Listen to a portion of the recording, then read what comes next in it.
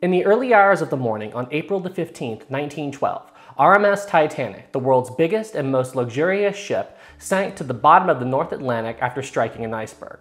The wreck would remain alone and undisturbed at the bottom of the ocean until the year 1985, when Robert Ballard finally discovered her. Now, since then, a lot of expeditions have been launched to the wreck of the Titanic, and some of these expeditions have made incredible discoveries. They have found so many beautiful artifacts both inside and outside of the wreck of the Titanic that I honestly couldn't put into one video how many amazing things they have found. So what I thought I would do for today's video is take a look at my top 3 favorite artifacts or discoveries found within the wreck of the Titanic and tell you guys the stories of these incredible artifacts. This is Sam from Historic Travels, and I hope you enjoy.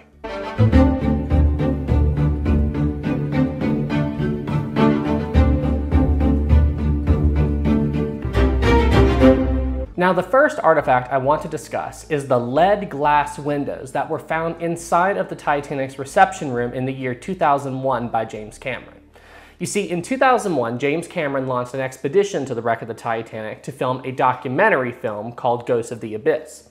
They had these 2 little ROVs that they took with them down to the Titanic, and these 2 ROVs had these cute little names. They were called Jake and Elwood. So when they refer to the ROVs, they'll go, "Where is Jake? Where is Elwood?" Stuff like that. Anyway, these 2 little ROVs made it into the Titanic's reception room on D-Deck. Now, for those of you who are unaware, the reception room on the Titanic served 2 purposes. Number 1, this is where the first-class passengers boarded the Titanic. They came into this room and saw everything.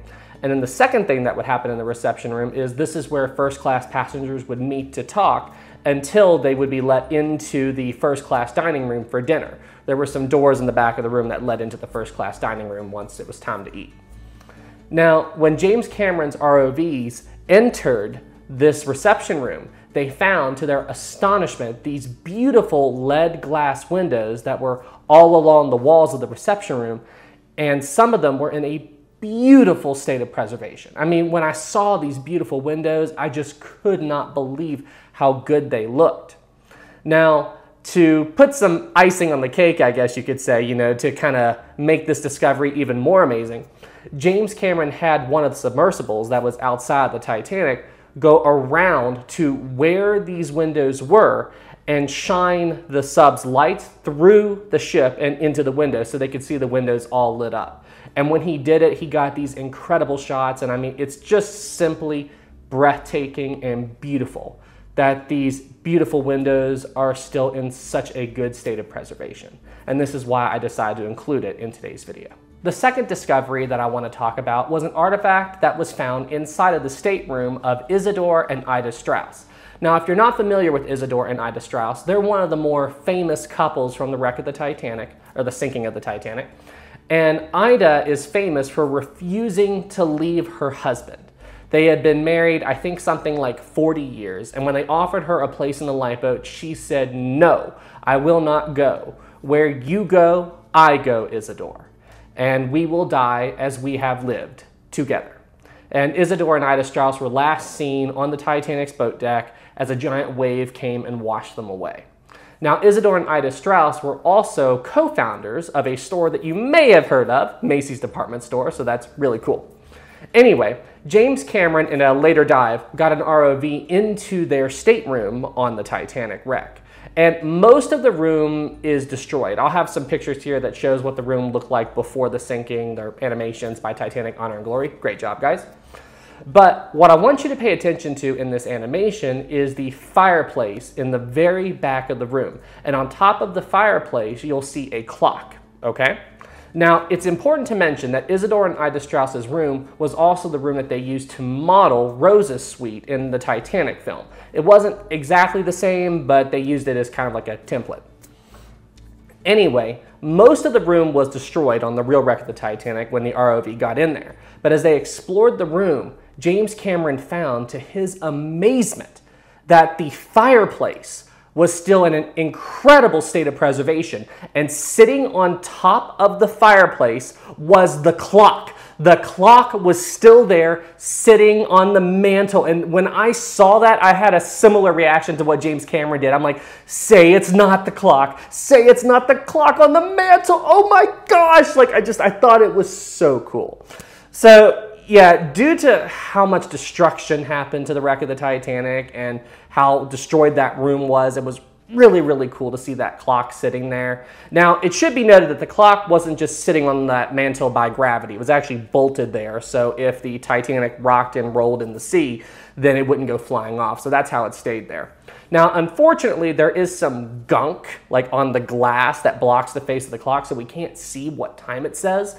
But that would be really cool if they could figure out a way for us to see where the clock's hands are. Honestly, I'm not even sure if they would still be there. But, you know, if we could see the hands of the clock, that would help us time a little bit more accurately the sinking of the Titanic. Like, we would know what time this room flooded, and then we could compare that to the official time the ship sank, 2:20, and then it would help us, you know, figure out the time a little bit more accurately.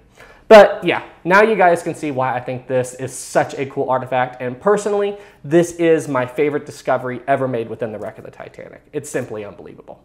Now, the last artifact that I want to talk about in this video, while this artifact isn't technically still within the wreck of the Titanic, it was thrown from the ship during the sinking, the story behind this artifact is significant enough that I wanted to include it in today's video. There are a few things about this artifact that once I tell you the story behind it, you'll understand why I put it in today's video.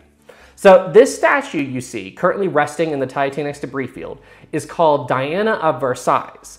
And there are several significant things about it. The first of which is the incredible state of preservation that this statue is in.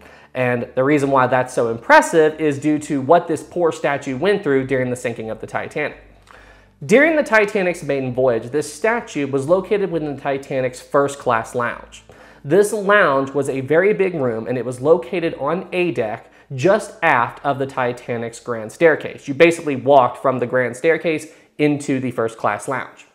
Now, this statue rested on a fireplace, and the fireplace and statue were directly underneath the Titanic's center compass tower, which was located in the direct middle of the ship in between the second and third funnel. Now, the first class lounge was a very big room. It stretched from right around the area of the compass tower to just forward of the Titanic's third funnel. And if you're at all familiar with how the Titanic sank, you're going to understand why the preservation and the good condition of this statue is amazing. Due to this statue's location and the room it was in, well, this room was completely obliterated when the Titanic broke apart, which means that this statue went through the entire destruction of the lounge and somehow got thrown from the ship in the good condition that it was in and landed where it is today in the Titanic's debris field. I mean, it's quite simply, like, I can't even put into words how crazy it is that this statue is in as good condition as it is, especially considering what the thing went through. But yeah, now you guys know the story behind this incredible statue and why I decided to include it in today's video. It's simply amazing. And with that, you now know the story of these 3 incredible artifacts or discoveries that I included in today's video. It just goes to show, guys, that there's always more to learn about Titanic. Every time we go to the wreck, we find these incredible artifacts, and each of these artifacts has incredible stories to tell. And if you guys enjoyed today's video where I told these stories about these artifacts, please let me know in the comments below, and we'll have more of these in the future. I always have fun doing videos like this. All right, everybody. Well, hey, thank you guys so much for watching. If you enjoyed this video, please be sure to like. And if you're new here, please subscribe to the channel. Thank you guys so much. It really helps out a lot. And I'll see you in the next one. Y'all take care.